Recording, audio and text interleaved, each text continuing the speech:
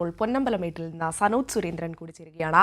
സനോജ്, എന്തായാലും അക്ഷമരായിക്കൊണ്ട് തന്നെയാണ് ഭക്തർ കാത്തു നിൽക്കുന്നത്. മകരവിളക്കിന് ഇനി മണിക്കൂറുകൾ മാത്രമാണ് ബാക്കി. എന്താണ് പൊന്നമ്പലമേട്ടിലെ വിശേഷങ്ങൾ?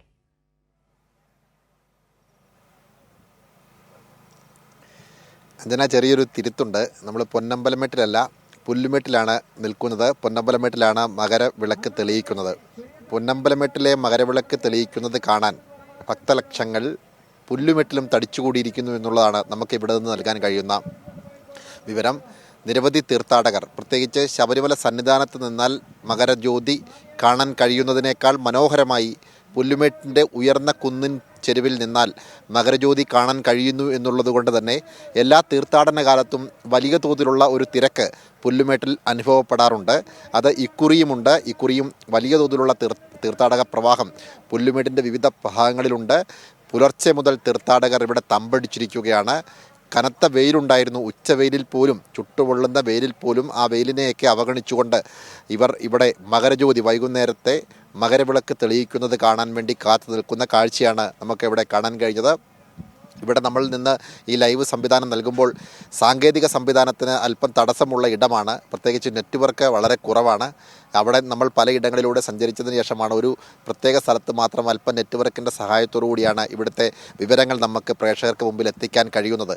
എന്തായാലും പ്രത്യേകിച്ച് തമിഴ്നാട്, ഒപ്പം തന്നെ ആന്ധ്ര, കർണാടക തുടങ്ങിയ പ്രദേശങ്ങളിൽ നിന്നുള്ള തീർത്ഥാടകർ ഈ കുന്നിൻ ചെരുവിൻ്റെ പലയിടങ്ങളിലായിട്ട് തമ്പടിച്ചിരിക്കുകയാണ്. ശരണമന്ത്രങ്ങൾ കൊണ്ട് മുഖരിതമാണ് പുല്ലുമേട് പ്രദേശവുമൊക്കെ തന്നെ. വലിയ തോതിലുള്ള തീർത്ഥാടകരുടെ തിരക്ക് ഇവിടെ അനുഭവപ്പെടുന്നത് കൊണ്ട് പോലീസിൻ്റെ ശക്തമായ സാന്നിധ്യമുണ്ട്. വലിയ തോതിലുള്ള സുരക്ഷാ ക്രമീകരണം ഇവിടെ ഒരുക്കിയിട്ടുണ്ട്. ബാരിക്കേഡുകൾ തീർത്തിട്ടുണ്ട്. പ്രത്യേകിച്ച് കുന്നിൻ ചെരുവിൻ്റെ താഴ്വാരത്തേക്ക് തീർത്ഥാടകർ ഇറങ്ങുമ്പോൾ അത് അപകടങ്ങൾക്ക് ഇടയാക്കുമെന്നുള്ളത് കൊണ്ട് തന്നെ അവിടെ ബാരിക്കേഡുകൾ നിർമ്മിച്ച് തീർത്ഥാടകരുടെ ദൂര ഇടങ്ങളിലേക്കുള്ള സഞ്ചാരത്തിന് നിയന്ത്രണം ഏർപ്പെടുത്തിയിട്ടുണ്ട്. വനം വകുപ്പ് കൃത്യമായി ആളുകളെ നിരീക്ഷിച്ചുകൊണ്ട് മാത്രം, തീർത്ഥാടകർക്ക് മാത്രമാണ് ഇവിടേക്ക് പ്രവേശനം. മാധ്യമപ്രവർത്തകരെ വാർത്ത റിപ്പോർട്ട് ചെയ്യാൻ വേണ്ടി പോലീസിൻ്റെ പ്രത്യേക വാഹനത്തിലാണ് ഇവിടേക്ക് കൊണ്ടുവന്നത്. അങ്ങനെ ഇവിടെ ഈ പുല്ലുമേട് എന്ന് പറയപ്പെടുന്ന ഈ കുന്നിൻ ചെരുവിൻ്റെ ഏറ്റവും ഉയർന്ന പ്രദേശം തീർത്ഥാടകരെ കൊണ്ട് നിറഞ്ഞിരിക്കുകയാണ്. ഇവിടെ നിന്ന് കഴിഞ്ഞാൽ താഴ്വാരത്തിൽ ശബരിമല നമുക്ക് കാണാൻ കഴിയും. ഇപ്പോൾ കനത്ത മഞ്ഞ് മേഖലയിൽ അനുഭവപ്പെടുന്നത് കൊണ്ട് ദൃശ്യങ്ങൾ അവിടുന്ന് കാണാൻ കഴിയാത്തൊരു സാഹചര്യമുണ്ട്.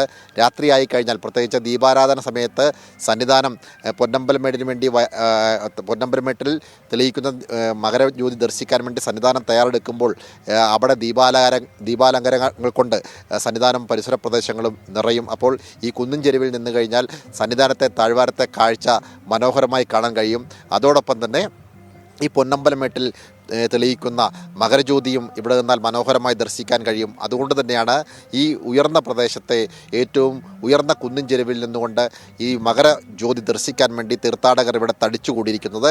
എന്തായാലും വലിയ തോതിലുള്ള തീർത്ഥാടക തിരക്ക് ഇവിടെ അനുഭവപ്പെടുന്നുണ്ട് എന്നുള്ളതാണ് നമുക്ക് ഇവിടെ നൽകാൻ കഴിയുന്ന വിവരം. അഞ്ജന, സനോജ് സൂചിപ്പിച്ചതുപോലെ തന്നെ പുല്ലുമേടിൽ വലിയ തിരക്ക് തന്നെയാണ്, ഭക്തജന തിരക്ക് തന്നെയാണ് അനുഭവപ്പെട്ടുകൊണ്ടിരിക്കുന്നത്. നിരവധിയായ ആളുകൾ തന്നെയാണ് മകരവിളക്ക് ദർശിക്കുന്നതിന് വേണ്ടി, മകരജ്യോതി ദർശിക്കുന്നതിന് വേണ്ടി അവിടെ എത്തിയിരിക്കുന്നത്. സനോജ് നിൽക്കുന്ന പുല്ലുമേട്ടിലും അതോടൊപ്പം തന്നെ പരുന്തുംപാറ, പാഞ്ചാലിമേട് എന്നിവിടങ്ങളിലും മകരവിളക്ക് ദർശിക്കുന്നതിനുള്ള സൗകര്യങ്ങൾ ഒരുക്കിയിട്ടുണ്ട്. ഇവിടെ നിരവധിയായ ആളുകളാണ് വന്ന മകരവിളക്ക് ദർശനത്തിന് വേണ്ടി എത്തിയിരിക്കുന്നത്. എന്തായാലും പുല്ലുമേട് ഉൾപ്പെടെയുള്ള സ്ഥലങ്ങളിൽ ഡ്രോൺ നിരീക്ഷണവും ഇത്തവണ ഉണ്ടാകുമെന്ന് അറിയിച്ചു. സനോജ്, അതായത് കാലാവസ്ഥ പ്രതികൂലമായ സാഹചര്യം വല്ലതും ഉണ്ടോ അവിടെ?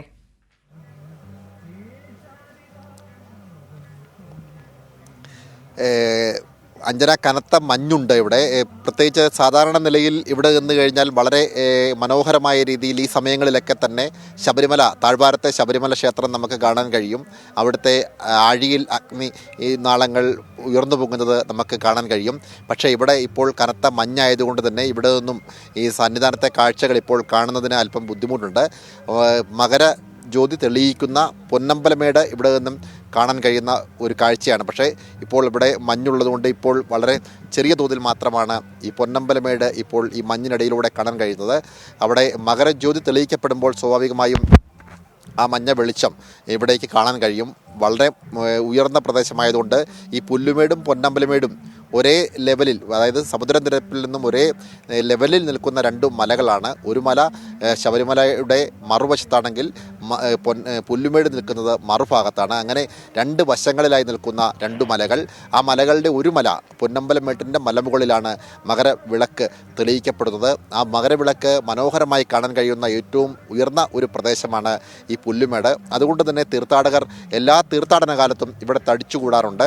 നമുക്കറിയാം 2011 ദാരുണമായ ഒരു ദുരന്തം ഈ പുല്ലുമേട്ടിൽ ഉണ്ടായത്.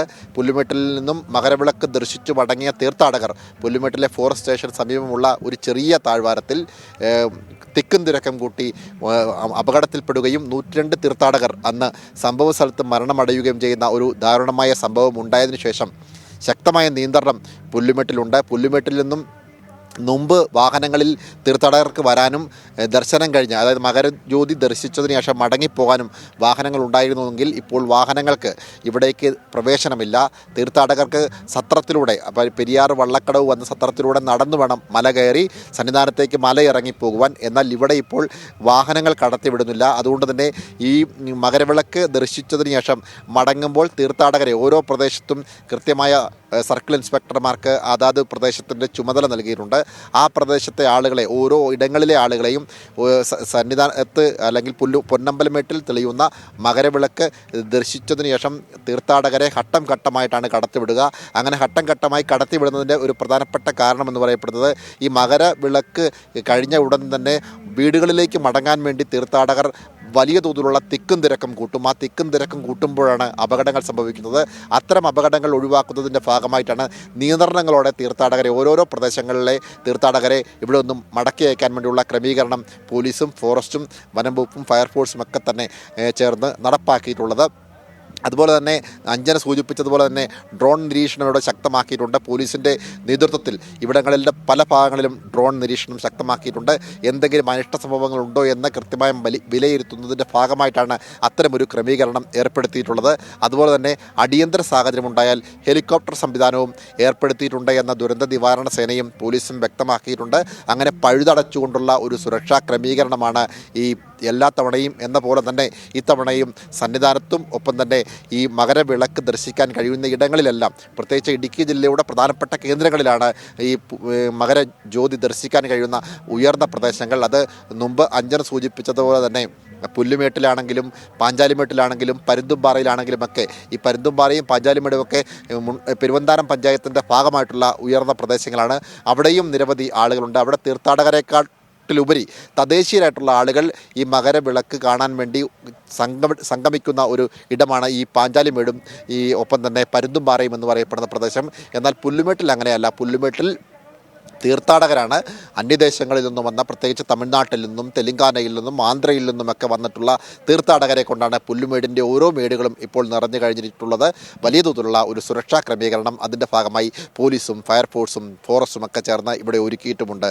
അഞ്ജന, എന്തായാലും മകരവിളക്കിന് ഇനി മണിക്കൂറുകൾ മാത്രമാണ് ബാക്കി നിൽക്കുന്നത്. ശബരിമലയിലും സന്നിധാനത്തും പരിസരത്തും ഒരുക്കങ്ങളെല്ലാം തന്നെ പൂർത്തിയായിരിക്കുകയാണ്. പുല്ലുമേട് നിന്ന് വിവരങ്ങൾ നൽകുകയായിരുന്നു സനോജ് സുരേന്ദ്രൻ.